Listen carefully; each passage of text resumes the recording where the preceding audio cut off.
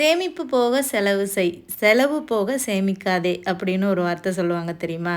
யாரெல்லாம் சேமிப்பு போக செலவு செஞ்சுட்ருக்கீங்க அப்படின்றத கமெண்ட்ல ஷேர் பண்ணுங்க. அதுவும் இப்போ உள்ள காலகட்டத்தில சேமிப்பு போக செலவு பண்ணுறதா? அப்படின்னா என்னன்னு கேட்போம். ஏன்னா விலைவாசி அந்த மாரி தான் இருக்கு. நம்ம பணத்த சேமிச்சோம்னா, இந்த ஒரு வார்த்தையும் சொல்லுவாங்க. ஒண்ணு மண்ணுல போடு, இல்லன்னா பொண்ணுல போடுன்னு சொல்லிட்டு. மண்ணுலயும் போட முடியல, பொண்ணுலயும் போட முடியல. ஏன்னா 2 ரேட்டுமே வந்து பார்த்தீங்கன்னா, தாறுமாறா போயிட்டுருக்கு. போன வருஷம் நான் ப்ரௌனேல வந்து நகைக்கடையில இதே டைம் நியூ இயர் டைம்லேயே வந்து 1 கிராம் எவ்வளோன்னு சொல்லி கடையில பார்த்தபோது, 1 கிராம் $104 இருந்தது. அதே இப்போ 1 இயருக்கு அப்புறம் இன்னைக்கு வந்து பார்க்குறேன், 1 கிராம் வந்து $143 இருக்கு.